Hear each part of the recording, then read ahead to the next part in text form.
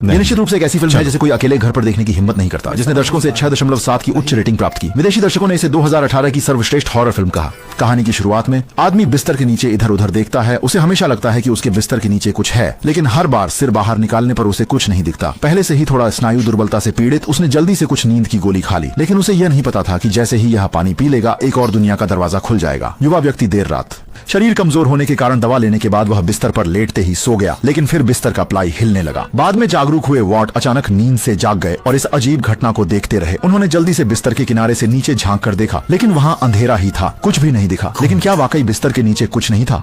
थके हुए वॉटर सच में काफी परेशान हो गए, लेकिन जैसे ही लेटे अब तक 3 सेकंड भी नहीं हुए थे कि अचानक फिर से लाइट चली गई।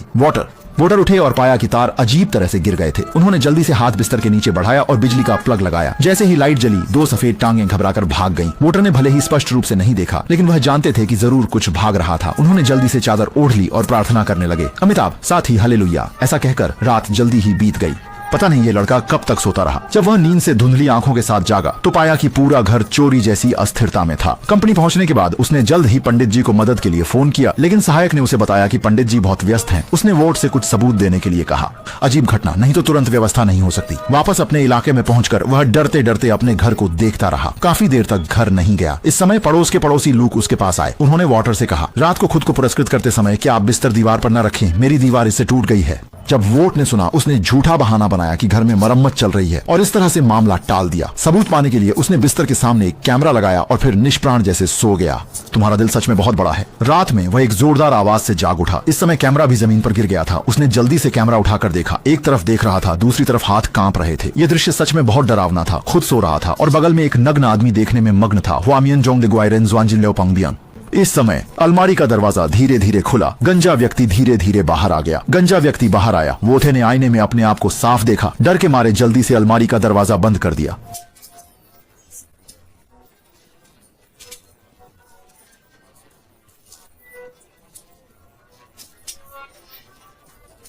जब वह बंदूक उठाना चाहता था तभी उससे पहले ही वह आदमी उठा ले गया। सुबह होने पर पड़ोस के छोटे बच्चे ने अपनी गेंद वॉट के दरवाजे के बाहर लुढ़का दी। लड़के ने थोड़ा पानी पिया और फिर गेंद उठा ली। इसी समय असहाय वॉट खिड़की पर दस्तक दे रहा था।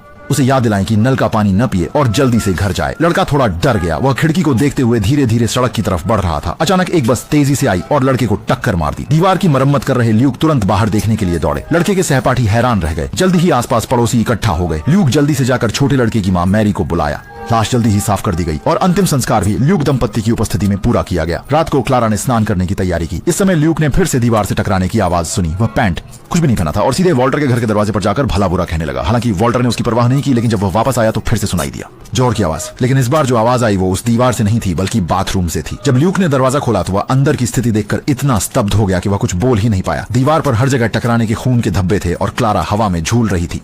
दीवार से टकरा रहे थे बार बार एक के बाद एक। कुछ सेकंड के लिए हैरान रह गए ल्यूक को धीरे धीरे होश आया। उसने तुरंत क्लारा के शरीर को पकड़ लिया, लेकिन उसका सिर दीवार से टकराते ही जा रहा था। इस अजीब दृश्य ने ल्यूक को पूरी तरह से तोड़ दिया। इस समय सो रहे फोरेंसिक विशेषज्ञ लाओ बाई को अचानक उप प्रमुख अर्कियांग का फोन आया। तड़के मिले फोन आसान नहीं हो सकते थे। छोटे लड़के के घर के दरवाजे पर पहुंचकर आओ क्वांग उसे अंदर ले गया और इस समय लड़का कुर्सी पर बैठा था और उसकी मां ने उसे कुछ खाने के लिए दिया था, चेहरे को खाने के लिए। अचांग ने कहा कि छोटा लड़का 4 दिन पहले मर चुका है, जबकि अभी कहा गया कि लाश हिल रही थी। मैं कसम खाता हूं मैंने भी देखा। बूढ़े भाई ने चश्मा पहन लिया, ध्यान से निरीक्षण किया। त्वचा के बिना, आंख की पुतलियों में खून नहीं है, नाक से सांस नहीं आ रही, लेकिन उंगलियों पर पूरी तरह से मिट्टी लगी हुई है। पूरे शरीर से गहरे शव की गंध आ रही है। उसने अचांग से कहा, शव खुद घर नहीं आ सकता। ये जरूर मैरी के भाई का कार्य है जो इतनी अजीब बात कर रहा है। तुम्हें उसकी माँ की जांच करनी चाहिए कि क्या उसने शव के संपर्क में कोई निशान छोड़ा है। कहते हुए उसकी आवाज अचानक फिर से लाइट बंद कर दी। लेकिन जैसे ही दोनों जाने लगे पीछे से गिलास उलटने की आवाज आई। उन्होंने लाइट जलाई और देखा। ओ मेरे भगवान! अकियांग की आंखें बड्डी हो गईं। वो बिल्कुल विश्वास नहीं कर पा रहा था। क्या सच में लाश हिल सकती है? हालांकि लाओ बाई ने इस विचार को नकार दिया, पर वह भी इस घटना का तुरंत कोई स्पष्टीकरण नहीं दे सका। वह जानता था कि अकियांग और मैरी प्रेमी हैं। उसने अकियांग को सलाह दी कि वह जल्दी से लाश को दफना दे ताकि मैरी को मानसिक रोगी समझकर बंद न कर दिया जाए।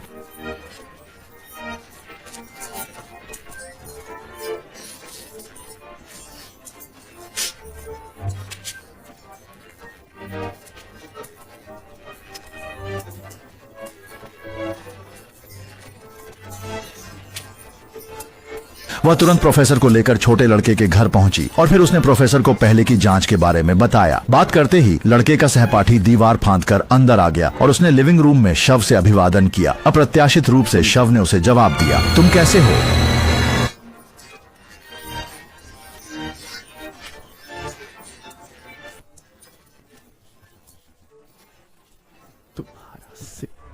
बूढ़े व्यक्ति की माँ अभी भी जीवित है। तीनों लोग डर गए। शव को ठीक से निपटाने के बाद उन्होंने रिपोर्ट करने वाले लूक को बुलाया और पास में बैठे आदमी प्रोफेसर के सहायक रोशन थे। वे जानते थे कि क्लारा की मौत लूक के कारण नहीं हुई थी। इस मामले की पूरी तरह से जांच के लिए उन्होंने लूक से मकान में जांच के लिए सहमति पत्र पर हस्ताक्षर करवाए। उसके बाद वे कार से कॉलोनी पहुंचे। कार की बात करें तो मैंने हाल ही में गुआज इलेक्शंस पर एक 18 पहिए वाला बोइंग 7 खरीदा। छोड़ो फिल्म से असंबंधित बातों को। 4 लोग अलग अलग घरों में दाखिल हुए। प्रोफेसर रोके के घर गए, लाओबाई लड़के के घर गए, रोसेन और आकियांग वाट के घर गए। जल्द ही प्रोफेसर ने उपकरण बाहर निकालकर जांच शुरू की। रोसेन ने दीवार पर खून और चिन्ह देखे। इस समय आकियांग थोड़ा डर गया। उसे हृदय रोग है और उसके दाहिने कान में कृत्रिम कोकलिया लगा है। वह इस उच्च दबाव के माहौल को सहन नहीं कर सकता। रोसेन ने उसे बताया, हम इन अजीब घटनाओं का तार्किक स्पष्टीकरण ढूंढ रहे हैं, यानी कि यही सबूत है। इस समय उन्होंने देखा कि सभी चाकू और कांटे अलमारी के नीचे चिपके हुए थे। दोनों ही इस अजीब घटना के बारे में उत्सुक थे। रोशन ने तो उसे खेलना भी शुरू कर दिया। इसी समय प्रोफेसर के उपकरण में भी अलौकिक प्रतिक्रिया दिखी। जब रोशन ने चाकू और कांटे को फिर से घुमाया तो अचानक एक घटना हो गई।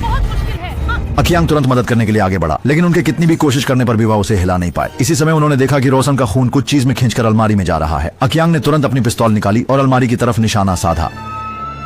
मैं उसे मारूंगा, दोस्त देखो उसे, मैं जा रहा हूँ। नहीं, ओह मुझे मत दबाओ, ओह उबला अंडा।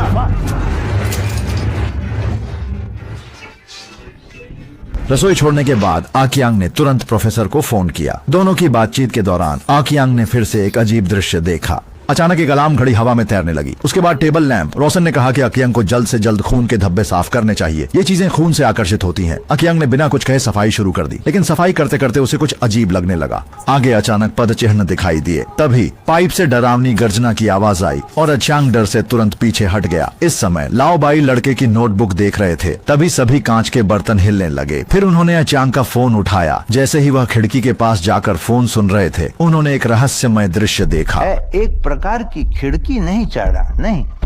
आपको उसे बताना होगा कि वह पुराना मैं सुन सकता हूँ। नहीं नहीं नहीं नहीं नहीं नहीं नहीं नहीं नहीं नहीं आनंद कहाँ मैं तुमसे प्यार नहीं कर सकती क्या? नहीं नहीं। अरे पानी। हाँ, यह अजीब है। हाँ, ऐसा लगता है कि मैं इसे देखता हूँ। तुम नहीं।